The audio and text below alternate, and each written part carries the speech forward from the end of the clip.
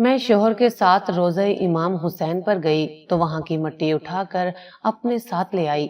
کچھ عرصے بعد شوہر فوت ہو گیا اور سسرال والوں نے گھر سے نکال دیا۔ میں کرائے کے مکان میں رہنے لگی۔ میرے پاس کھانے کے پیسے تک نہ ہوتے، کرایہ کہاں سے دیتی؟ جب 2 ماہ بعد مالک مکان مجھ سے کرایہ مانگنے لگا، میں نے اس سے مہلت مانگی تو اس نے بھرے بازار میں میرا نقاب کھینچ کر مجھے تھپڑ مار دیا۔ میں کربلا کی مٹی کو ہاتھ میں اٹھائے اللہ سے انصاف مانگنے لگی۔ میری آنکھوں سے آنسو گر رہے تھے۔ اچانک تیز آندھی چلنے لگی اور اللہ کا ایسا کرشمہ ہوا کہ میرا دل پھٹ گیا، کیونکہ میں صبح سویرے اٹھ جایا کرتی تھی۔ آج بھی میری آنکھ صبح فجر کی اذان کے وقت کھل گئی تھی، مگر میں بستر پر ایسے پڑی تھی جیسے میں صدیوں سے بیمار ہوں۔ ایسا نہیں تھا کہ میں بیمار تھی یا مجھے کوئی ذہنی مسئلہ تھا، لیکن جتنے بھی مالی مسائل تھے انہوں نے مجھے پاگل بنا دیا تھا۔ مجھ بیوہ کو سہارا دینے والا کوئی نہ تھا۔ جو بھی کرنا تھا مجھے خود کرنا تھا۔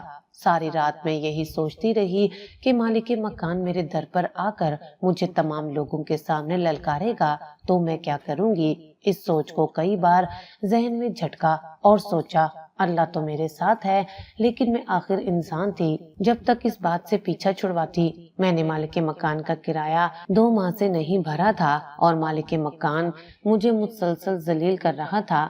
کہتا تم کرایہ نہیں بھرتی ہو، تم ایک مکار عورت ہو، مگر میں اسے کیا بتاتی؟ میں مکار نہیں ہوں، ایک مجبور عورت ہوں جسے زمانے کی ٹھوکروں نے اس حال میں لا کھڑا کر دیا ہے کہ وہ اپنے گھر میں رہنے کا کرایہ بھی ادا نہیں کر سکتی۔ یہ ساری باتیں ذہن میں سوچتے سوچتے بالآخر رات کے 2 بجے نیند آئی۔ نیند میں بھی بار بار میری آنکھ کھلتی رہی، سر پر ٹینشن سوار تھی۔ ایسے میں کیسے سکون سے رہتی؟ صبح سویرے اٹھ کر میں نے انتہائی سستی روی سے اپنے تمام کام مکمل کیے، یہاں تک کہ صبح کے 10 بج گئے۔ میں نے ناشتہ تک نہیں کیا تھا، میرے پاس کھانے کو کچھ تھا ہی نہیں، خالی پانی پی کر گزارا کر رہی تھی۔ اسی دوران میں نے اپنی الماری صاف کی تو مجھے 100 کا ایک نوٹ نظر آیا۔ میں اسے لے کر بازار چلی آئی کہ شاید اس سے میرا کوئی کام نکل آئے، لیکن یہ دیکھ کر میرے اوسان خطا ہو گئے کہ مالک مکان میرے گھر کی طرف ہی جا رہا ہے۔ اسے اس طرف جاتے دیکھ کر میں نے مخالفت سے میں قدم تیز تیز چلانا شروع کر دیے، لیکن وہ بہت ہی زیادہ مکار انسان تھا، یا شاید اس کی نظر تیز تھی۔ اس نے مجھے دیکھ لیا اور فوراً سے میرے پیچھے آیا۔ مجھے کہنے لگا کہاں بھاگ رہی ہو؟ تمہیں پتا ہے کہ آج 10 تاریخ ہو گئی ہے اور تم نے ابھی تک میرے گھر کا کرایہ ادا نہیں کیا۔ ابھی کے ابھی مجھے کرایہ دو، ورنہ میں تمہارا سامان باہر پھینک دوں گا، اور مجھے یہاں کے لوگ اچھی طرح جانتے ہیں، کوئی میرے خلاف کچھ بھی نہیں کر سکے گا۔ یہ سنتے ہی میں رونے لگی۔ میں نے اس کے سامنے ہاتھ جوڑ دیے، کہا کہ میں غریب عورت ہوں، تم کچھ عرصہ صبر کر لو، میں اپنے لیے کوئی نہ کوئی انتظام کر لوں گی، اس کے بعد میں تمہارا کرایہ ادا کر دوں گی۔ لیکن وہ ماننے کو تیار ہی نہیں تھا۔ اس نے غصے سے مجھے دیکھا، اس نے مجھ پر رحم نہ کھایا اور ایک دم سے آگے بڑھ کر میرا سکارف اس زور سے کھینچا کہ سکارف میں لگی پن میرے گلے میں چبھ گئی۔ درد کے مارے میری چیخ نکل گئی۔ میں نے پھٹی پھٹی نگاہوں سے مالک مکان کی طرف دیکھا۔ اس نے میرے سر سے میری چادر کھینچ کر میرے قدموں میں ڈال دی۔ میں فوراً سے اپنا سکارف لینے جھکی تو اس نے اس پر اپنا پاؤں رکھ دیا، اور جیسے ہی میں کھڑی ہو کر اس کو دیکھنے لگی تو اس نے ایک زوردار تھپڑ بھرے محلے کے سامنے مجھے رسید کر دیا۔ اس سے زیادہ ذلت اور کیا ہو سکتی تھی جو مالک مکان نے میرے نام لکھ دی تھی۔ میں فوراً سے اپنا سر ڈھانپنے لگی۔ مجھے بے تحاشا رونا آ رہا تھا کہ میرے ساتھ یہ کیا ہو رہا ہے۔ اتنی زیادہ ذلت تو میں نے اپنی زندگی میں کبھی برداشت نہیں کی تھی۔ میں نے میدان کربلا کی وہ مٹی جو میں اپنے شوہر کے ساتھ لائی تھی ہاتھوں میں اٹھا کر دعا کی۔ اس کے بعد کا جو منظر تھا اسے وہاں کے محلے کے ہر کھڑے لوگوں نے دیکھا تھا۔ وہی شخص جس نے مجھے بھرے محلے کے سامنے رسوا کیا، میرا تماشا بنایا، وہ خود تماشا بن گیا تھا۔ مجھے اللہ کے انصاف پر یقین آ گیا کہ اللہ اپنے بندوں کو کبھی بھی اکیلا نہیں چھوڑتا، اور مصیبت کے وقت تو خاص طور پر ان کا ہاتھ تھامے رکھتا ہے۔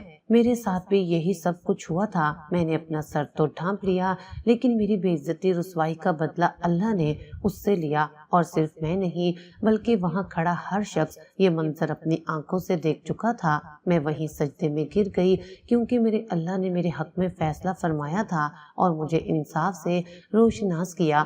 میں جتنا شکر ادا کرتی کم تھا۔ حالانکہ یہ منظر اتنا بھیانک تھا کہ میرے خود کے پیروں تلے سے زمین نکل گئی، لیکن مجھے اس بات پر پختہ یقین ہو گیا کہ اللہ چاہے تو وہ سب کچھ کر سکتا ہے۔ میں وہیں بیٹھ کر رونے لگی۔ مجھے اپنا ماضی یاد آنے لگا۔ چند سال پہلے ایسے ہی ذلت و رسوائی میرے نام لکھتی گئی تھی اور میں کچھ بھی نہیں کر پائی تھی۔ میرا نام سویرا ہے اور یہ میری درد بھری کہانی ہے۔ میں اپنے والدین کی سب سے بڑی بیٹی تھی۔ مجھ سے چھوٹی 2 بہنیں اور ایک بھائی ہے۔ والدین کا تعلق امیر گھرانے سے تھا۔ روپے کی ریل پیل ہی دیکھی، کبھی کوئی تنگی محسوس نہ کی، لیکن پھر زندگی نے ایسے مقام پر لا کر کھڑا کر دیا جس نے میری ساری توانائی ضائع کر دی اور میں کچھ بھی نہ کر پائی۔ گھر کے حالات بہترین جا رہے تھے، لیکن پھر ہمارے گھر میں پیش آنے والے ایک حادثے نے ہم سے اپنی ساری خوشیاں چھین لیں۔ میں بہن بھائیوں میں چونکہ بڑی تھی تو مجھ پر ساری ذمہ داری آن پہنچی۔ گھر میں ابو کچن میں گیس کا پائپ ٹھیک کر رہے تھے کہ گیس لیک ہو گئی اور اچانک سے زوردار دھماکہ ہوا۔ ابو وہی موقع پر ہی وفات پا گئے اور ہم کم عمری میں ہی یتیم ہو گئے۔ ابو نے ہمیں ہاتھوں کا چھالا بنا کر رکھا تھا، کبھی کسی چیز کی کمی نہ محسوس ہونے دی۔ ہم بھی ان سے ہر طرح کی فرمائش کرتے۔ کبھی کبھی تو ایسا ہوتا کہ جو چیز ہم سوچتے وہ ہمارے سامنے لا کر رکھ دیتے۔ اتنا پیارا اور محبت بھرا تعلق تھا ہمارا ہمارے والد صاحب سے، اور مجھے اس تعلق پر بہت زیادہ فخر تھا۔ اکثر لڑکیوں کو میں دیکھا کرتی کہ ان کی والد صاحب سے بالکل بھی دوستی نہ ہوتی اور وہ ان کی محبت کے لیے ترستی رہ جاتی، لیکن ہمارے والد صاحب ایک بالکل مختلف، خوش اخلاق، ملنسار اور محبت کرنے والے انسان تھے۔ انہوں نے ہمیں کبھی کسی چیز کی کمی محسوس نہ ہونے دی، بلکہ محبت بھی بڑھ چڑھ کر دی۔ امی بھی ہم سے محبت کرتی تھی، لیکن والد صاحب کا جو کردار ہماری زندگی میں تھا وہ امی کا نہ تھا۔ والد صاحب کی جدائی نے مجھ پر گہرا اثر ڈالا۔ امی بھی شدید بیمار پڑ گئی۔ وہ امی سے بھی محبت کرتے تھے اور ان کا ہر طرح سے خیال رکھتے۔ وہ اس بات کی عملی تفسیر تھے کہ بیویوں کو ان کے حقوق دینے کے ساتھ ساتھ انہیں محبت بھی دینی چاہیے، تاکہ وہ آپ کی نسل پروان چڑھانے کے لیے شانہ بشانہ آپ کے ساتھ کھڑی ہوں۔ امی کے ساتھ بھی یہی سارا معاملہ تھا۔ جلد ہی امی بھی بیمار ہو گئیں۔ اس وقت میں صرف 15 برس کی تھی۔ انہوں نے مجھ سے کہا، سویرا، اگر مجھے کچھ ہو جائے تو باقی بہن بھائیوں کی ساری ذمہ داری تمہاری ہے۔ میں تڑپ کر رہ گئی۔ ان سے کہا کہ ابھی تو ہمارے والد صاحب کے جانے کا غم تازہ ہے، آپ یہ کیسی باتیں کر رہی ہیں؟ میں نے انہیں گلے سے لگا لیا اور ان سے کہا کہ آپ ایسی باتیں نہ کیا کریں، میرا دل دکھتا ہے۔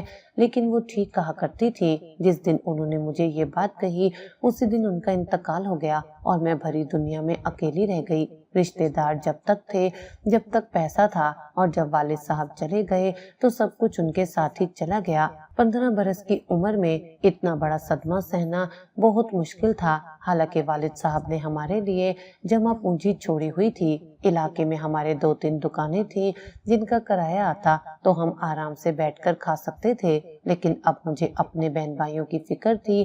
میں نے گھر میں ٹیوشن پڑھانا شروع کر دیا اور ساتھ ساتھ اپنی پڑھائی جاری رکھی۔ میں پرائیویٹ پڑھا کرتی تھی اور ٹیوشن کے خرچے سے اپنی پڑھائی کا خرچہ بھی اٹھاتی اور ابو کی دکانوں سے آنے والے کرائے سے گھر کا خرچہ چلتا۔ بہن بھائی بھی پڑھ رہے تھے، لیکن امی ابو کے جانے سے جو خلا ہماری زندگی میں پیدا ہوا وہ بھر نہ سکا۔ مجھے ہر پل ان کی یاد آتی رہتی اور ساتھ ہی ان کا یہ جملہ میری سماعتوں میں گونجتا کہ سویرا، اب تمہارے بہن بھائیوں کی ذمہ داری تم پر ہے اور تمہیں انہیں بالکل بھی اکیلا نہیں چھوڑنا ہے۔ میں نے اپنی کمر کس لی۔ مجھے امی نے سلائی اور کڑھائی کا کام بھی سکھایا ہوا تھا اور یہ ہنر آج کام آ رہا تھا۔ چھوٹی بہن نے پڑھ لکھ کر گریجویشن کر لیا تو اسی دوران اس کا رشتہ طے ہو گیا۔ میں نے فوراً سے اس کی شادی کے لیے رقم پس انداز کرنا شروع کر دی اور اس کی شادی کر دی۔ میں اس وقت 22 برس کی تھی اور وہ 20 سال کی تھی۔ لوگوں نے بہت باتیں کی کہ پہلے تمہیں اپنی شادی کرنی چاہیے، لیکن میں انہیں کیا بتاتی کہ امی مجھ پر یہ ذمہ داری سونپ گئی ہیں اور میں اسے ہر حال میں نبھاؤں گی۔ یوں میری ایک بہن اپنے گھر کی ہو گئی۔ جلدی دوسری بہن کا رشتہ بھی طے ہو گیا۔ بھائی بھی پڑھ لکھ کر ایک اچھی نوکری پر لگ گیا تو میرے بہن بھائیوں نے مجھے کہا کہ آپی، اب بس آپ کام نہ کیا کریں۔ میری پڑھائی بھی آہستہ آہستہ مکمل ہو رہی تھی۔ تھوڑے ہی عرصے میں میں نے اپنے دونوں بہن بھائیوں کی شادی کر دی۔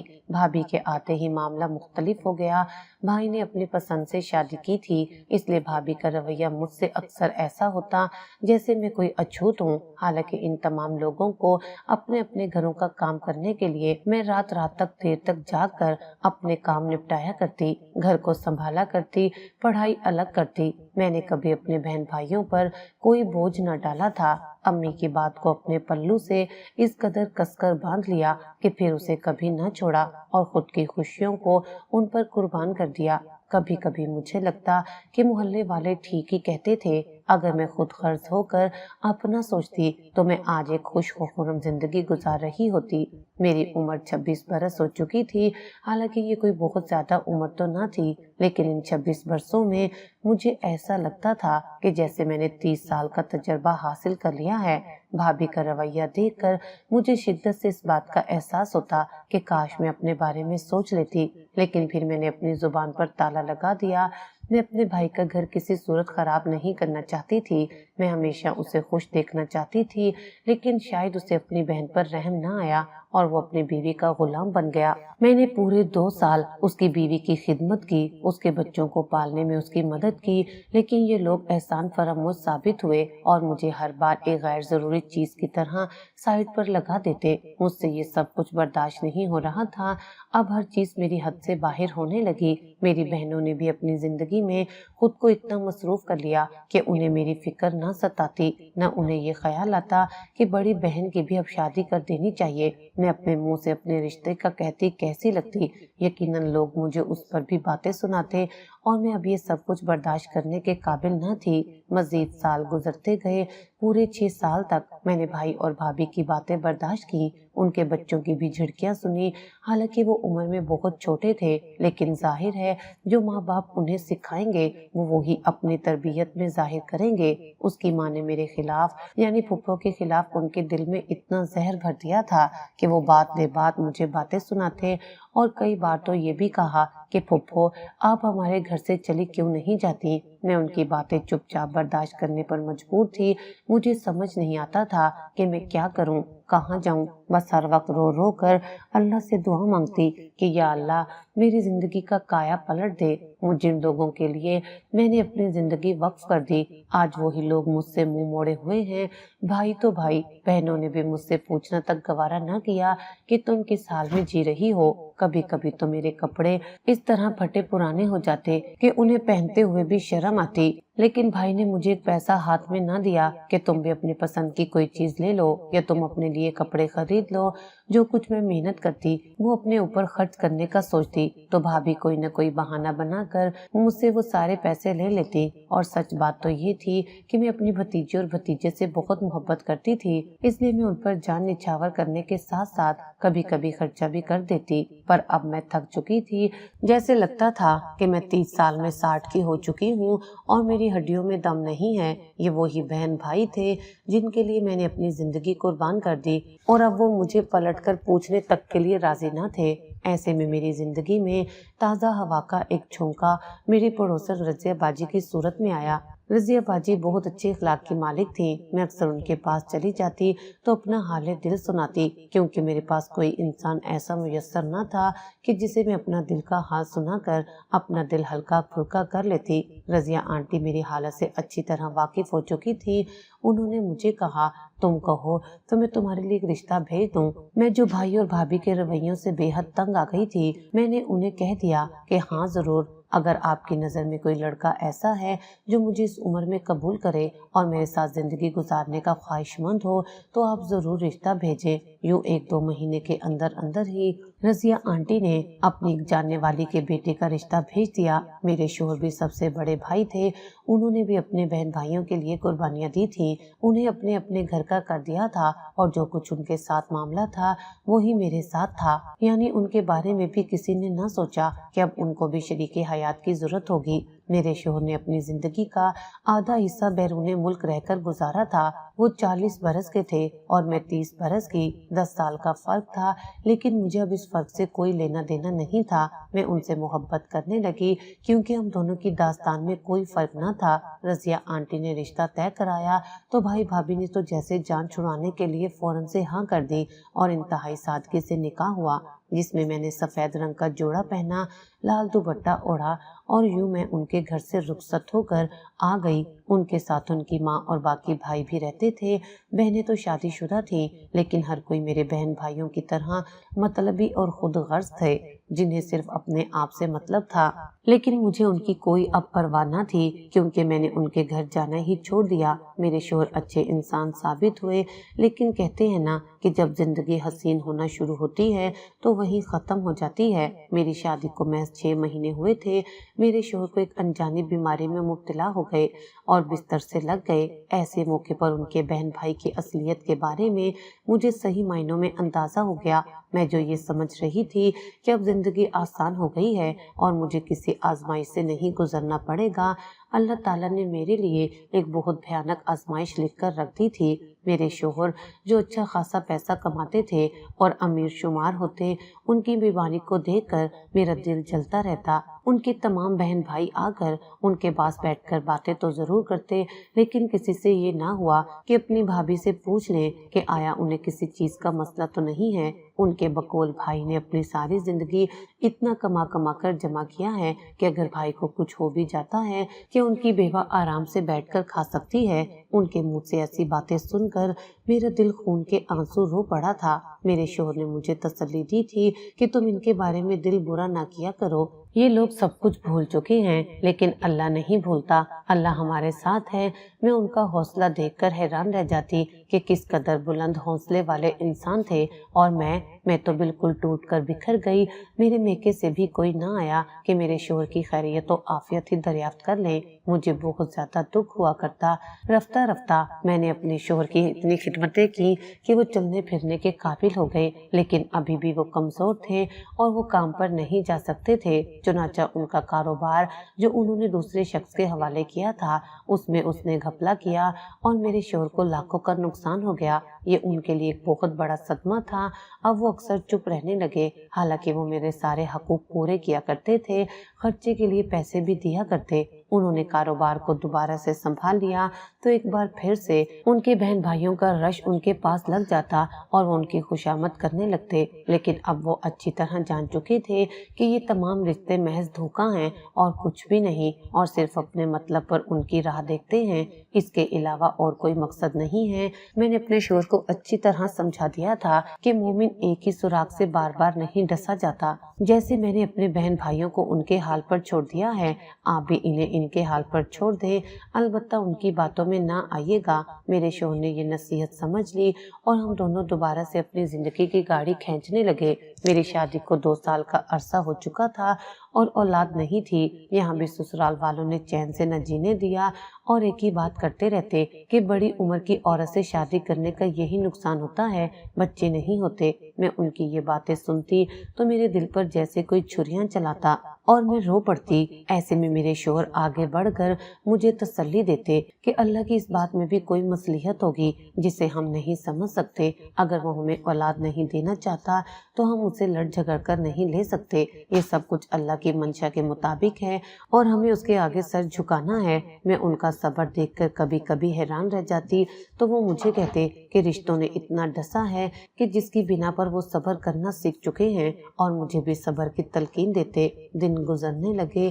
میرے شوہر نے اپنی جمع پونجی سے میرے نام پر ایک گھر کر دیا تھا اور اس کی تعمیر کر رہے تھے تاکہ وہ جلد از جلد اپنے بھائیوں کے جنگل سے نکل سکے اور سکون کی زندگی گزار سکے، کیونکہ انہوں نے اپنی ساری زندگی ان کی خدمت میں وقف کر دی تھی اور اب وہ رشتوں کے یہ بے رخی رسوائی برداشت نہیں کر سکتے تھے۔ اس لیے انہوں نے مجھے اس بات کا بتایا اور کہا کہ کسی کو علم نہ ہو۔ میں خوش تھی کہ چلو اب زندگی سکون سے گزرے گی، لیکن مجھے کیا خبر تھی کہ زندگی میرے لیے ایک ایسے موڑ پر کھڑی ہے جس کے آگے کنواں اور پیچھے کھائی کے مترادف ہے۔ میرے شوہر کسی کام سے گھر سے نکلے ہوئے تھے اور جب وہ واپس آئے تو ایک ٹینکر نے نے انہیں ٹکر مار دی اور وہ موقع پر ہی جاں بحق ہو گئے۔ مجھے بہت زیادہ صدمہ پہنچا اور کئی دنوں تک تو میں صدمے کی حالت میں بیٹھی رہی، لیکن جلد ہی مجھ پر اس حقیقت کا انکشاف ہو گیا کہ سسرال میں میرے خلاف سازشیں چل رہی ہیں اور بقول ان کے بھائیوں کے ان کے بھائی کی ساری جائیداد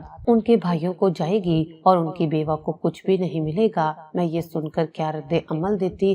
مجھے تو بس اپنے شوہر کی جدائی مار رہی تھی۔ میری بہنیں آئیں، مجھے دلاسا دیا، تسلی دی اور واپس چلی گئیں۔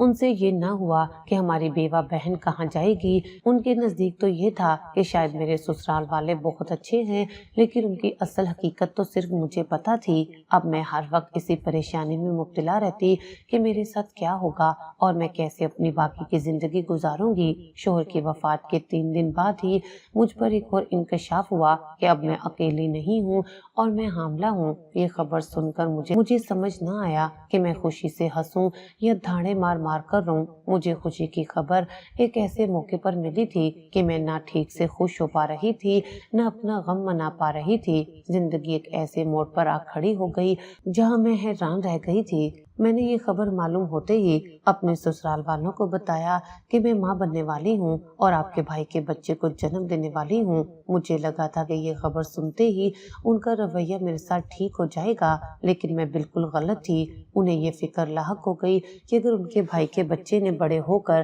جائیداد پر اپنا دعویٰ ثابت کر دیا تو کیا ہوگا۔ اس نظریے سے میں نے بالکل بھی نہ سوچا، کیونکہ میری نیت صاف تھی اور ظاہر ہے اگر میرا وارث ہوتا اپنے والد صاحب کی زندگی میں پیدا ہوتا تو پھر ساری جائیداد بھی اسی کی ہوتی، لیکن اس وقت مجھے جائیداد کی فکر نہ تھی۔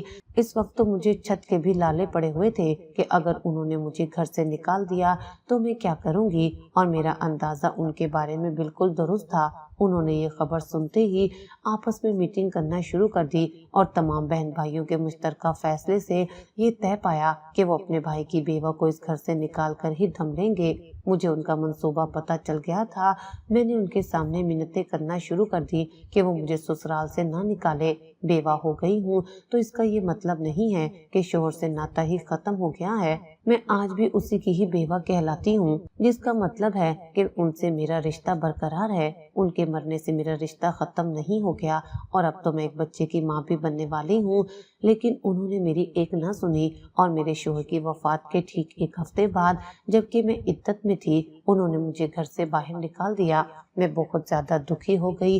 میرا کوئی ٹھکانہ نہ تھا، پھر بھی میں نے ہمت کر کے بھائی بھابھی کے دروازے پر دستک دی تو بھابھی نے دروازہ کھولا اور مجھے دیکھتے ہی ہتھے سے اکھڑ گئی۔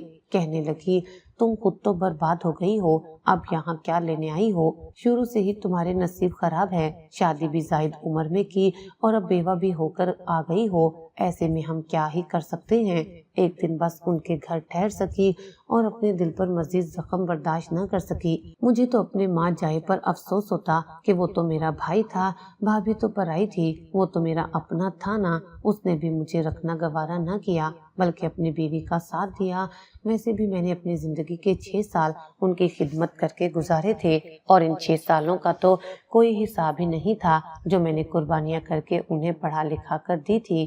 میں نے اپنی جوانی ان کے پیچھے لگا دی تھی اور اب جب مجھے ان کے سہارے کی ضرورت تھی تو انہوں نے مجھے صاف اور واضح طور پر بتا دیا کہ وہ میری ذمہ داری نہیں اٹھا سکیں گے۔ میں بہت زیادہ دل برداشتہ ہو گئی۔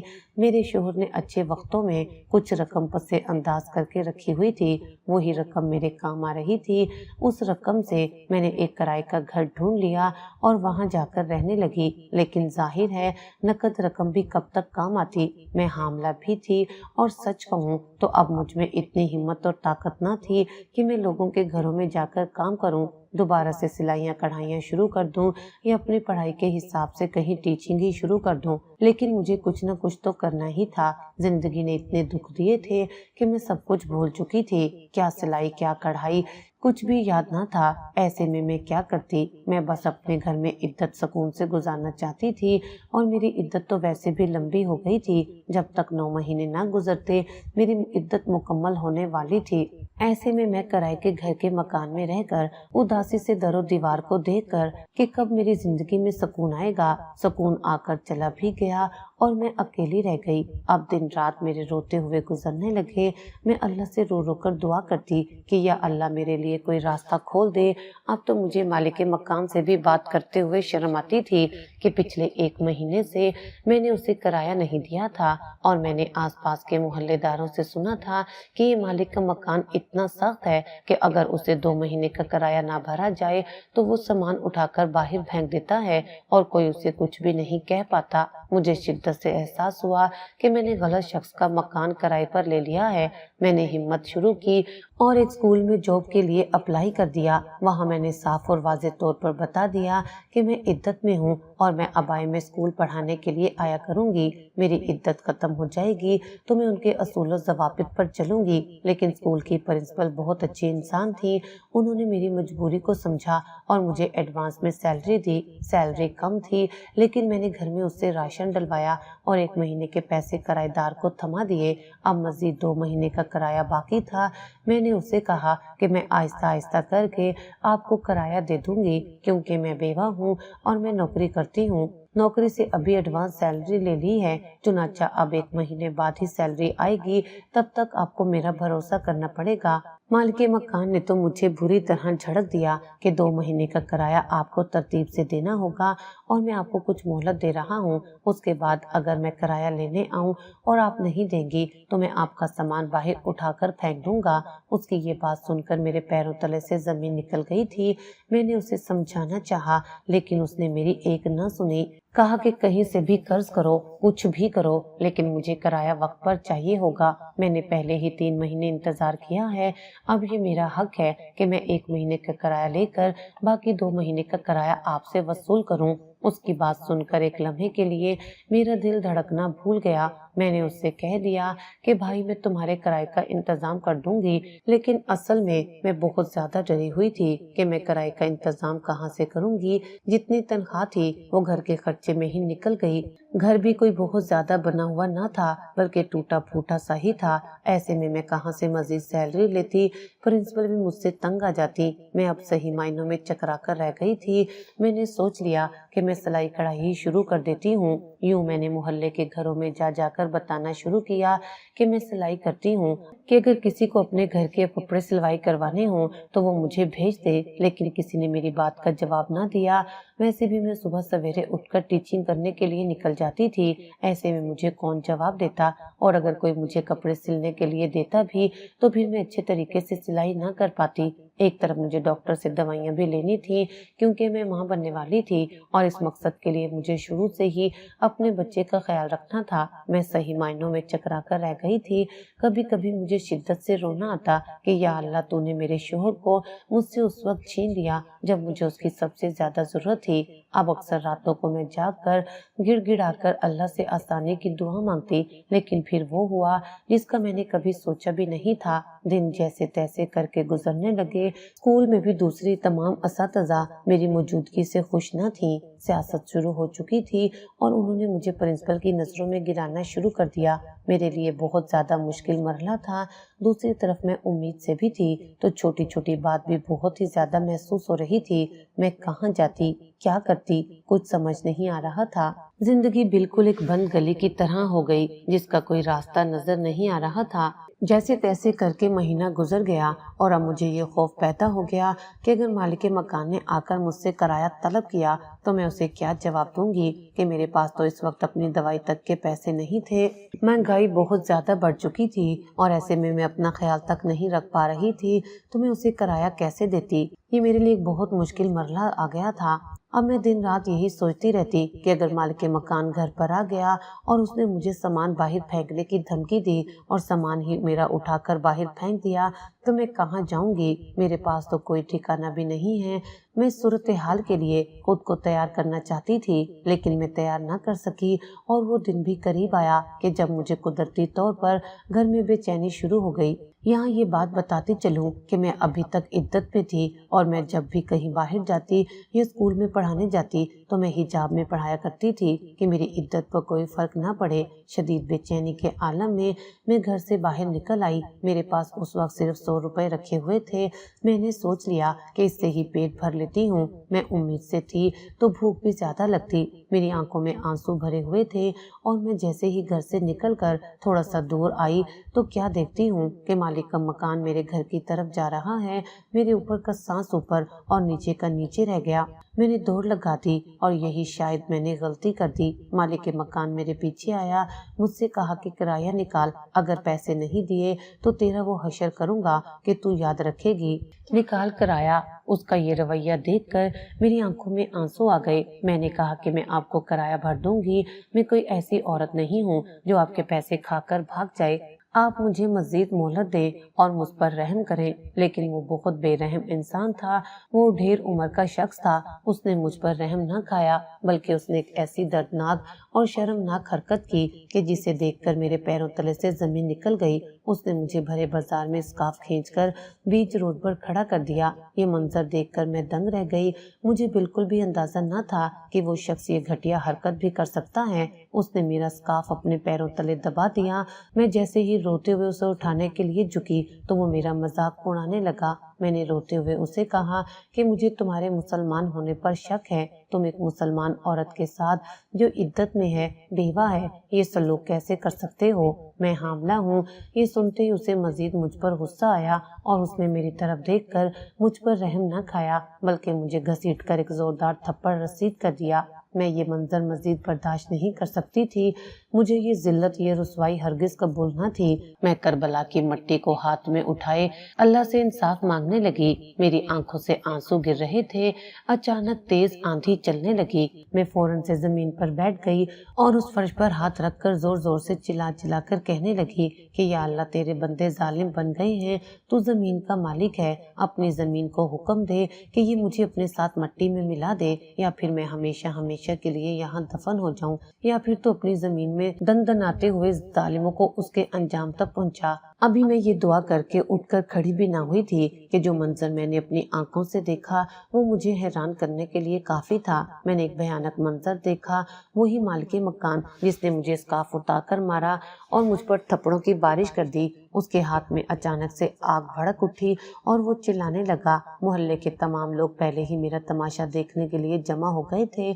उन्होंने मालिक मकान के हाथ में अचानक से आग भड़कती हुई देखी तो उसकी मदद के लिए जा पहुंचे। मुझे उन लोगों की मुनाफकत पर बहुत ज्यादा गुस्सा आया। मैं कभी सोच भी नहीं सकती थी कि ये लोग इतने मुनाफिक हो सकते हैं कि एक औरत की मदद तो न की, और उन्होंने एक ऐसे इंसान जिसका असर और रसूख था, जिसकी ताकत का बोलबाला था, फौरन से उसकी मदद को जा पहुंचे। मुझे उन लोगों से शदीद नफरत हुई। मैंने फौरन से स्कार्फ उठाकर अपने सर पर बांधा। उसकी आग भड़क कर अब पूरे जिस्म पर फैल चुकी थी। वो चीख रहा था, चिल्ला रहा था। मुझे देखकर कहने लगा, मुझे माफ कर दो, तुम्हारी बद्दुआ लग गई है। लेकिन मैं उससे किसी तौर माफ नहीं कर सकती थी। उसने मुझे भरे बाजार में रुस्वा किया, मुझे गलत साबित किया, मुझ पर जुमले कसे, मुझे आवारा औरत तक कहा। मैं उसे कैसे माफ कर सकती हूँ? मैं बेवा तो जरूर थी, लेकिन मैंने किसी और को इजाजत नहीं दी थी कि मैं किसी की कोई बात सुनने के लिए तैयार हो जाऊंगी। मैंने उसी वक्त अपने हाथ में पकड़ा सोने का कड़ा, जो वाहिद मेरे लिए मेरे शोहर की निशानी था, आगे बढ़कर उसके मुंह पर फेंक दिया और कहने लगी, इसे बेचकर अपने किराए के पैसे रख लेना और बाकी पैसे बचे उससे अपना सदका उतार देना ताकि तुम्हारी जान बख्श दी जाए। मैंने पीछे मुड़कर ना देखा, लेकिन लोगों के हजूम और शोर से पता चल रहा था कि वो शख्स जान की बाजी हार गया है और हमेशा हमेशा के लिए इस दुनिया को छोड़कर चला गया है। अल्लाह ताला ने उसे इबरत का निशान बना दिया और वो तमाम लोगों के सामने इस बात का एतराफ करता रहा कि मुझे कुछ ऐसे लोग दिखाई दे रहे हैं जो मेरे पूरे बदन को आग से झुलसा रहे हैं और कह रहे हैं कि ये दोज़ख की याद है, तुम इसका मजा जमीन में ही चखो कि तुमने एक बेवा मस्कीन और हामला औरत पर न सिर्फ हाथ उठाया है बल्कि उस पर तोहमत भी लगाई है और भरे बाजार में उस पर उसको रुस्वा किया है।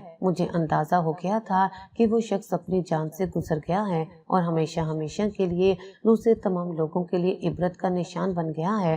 میں اپنے گھر آ گئی تھی، یہ اس کا کرائے کا مکان تھا۔ میں نے سوچ لیا کہ میں اس کا یہ مکان اسی وقت خالی کر دیتی ہوں، کیونکہ اب وہ مر چکا ہے اور میں اس کی کسی چیز تو کیا، میں اس کے مکان میں نہیں رہنا چاہتی تھی۔ اسی دوران مجھے پرنسپل کا فون آیا کہ ایک بنگلے میں رہنے والے جوڑے کو اپنے بچوں کے لیے نہ صرف آیا کی ضرورت ہے بلکہ وہ انہیں ٹیوشن بھی پڑھا سکے، وہ اسے رہائش بھی دیں گے۔ مجھے اور کیا چاہیے تھا؟ میں نے فوراً سے وہاں اپلائی کر دیا اور اسکول کی جاب چھوڑ دی۔ پرنسپل بھی یہی چاہتی تھی، اس لیے اس نے مجھے دوسری جاب بتائی تھی۔ وہاں جا کر میں نوکری کرنے لگی۔ وہاں انہوں نے مجھے ایک کمرے کا چھوٹا سا گھر دیا ہوا تھا جو ان کے بنگلے کے ساتھ ہی بنا ہوا تھا۔ اب مجھے کوئی مشکل پیش نہ آتی۔ ان کے 2 چھوٹے بچے تھے، وہ میرے ساتھ مانوس ہو گئے۔ میں انہیں روز پڑھایا کرتی، ان کی تربیت کرتی۔ مجھے آج بھی وہ واقعہ یاد آتا ہے تو رونگٹے کھڑے ہو جاتے ہیں، لیکن اس وقت میں نے اسے دل سے بد دعا دی تھی۔ کچھ ظالم ایسے ہوتے ہیں کہ جن کے لیے میرے پاس کوئی معافی نہیں تھی۔ میرے میکے والوں سے کوئی رابطہ نہ رکھا گیا، سسرال والوں نے تو آنکھیں بند کر لی تھیں۔ میں ان پر ویسے بھی امید ہی چھوڑ چکی تھی، لیکن پھر اس مالکے مکان نے جو کچھ میرے ساتھ کیا وہ میری برداشت سے باہر تھا، اس لیے میں نے اسے بد دعا دی اور وہ فوراً سے میری بد دعا کی لپیٹ میں آ گیا، اللہ کی پکڑ میں آ گیا۔ تب بھی میرے دل میں اس کے لیے رحم نہ آیا کہ اس نے جو شرمناک حرکت کی تھی وہ ناقابل بیان تھی۔ دن گزرنے لگے تو 9 مہینے بعد میری عدت بھی بچے کے پیدائش کے ساتھ ہی ختم ہو گئی۔ میں نے ایک چاند سے بیٹے کو جنم دیا اور میں نے اس کا نام اپنے ابو کے نام پر رکھا۔ اب میں ایک سنگل پیرنٹ بن کر اس کی پرورش کر رہی ہوں، اسے اچھے برے کی تمیز سکھا رہی ہوں۔ اب وہی میری کل کائنات ہے اور اس کے علاوہ مجھے زندگی میں اور کچھ بھی نہیں چاہیے۔ میں اللہ کی شکر گزار ہوں کہ جس نے مجھے اولاد کی نعمت سے نوازا۔ اب وہی میری زندگی کا محور ہے اور اس کے علاوہ مجھے زندگی سے اور کچھ بھی نہیں چاہیے۔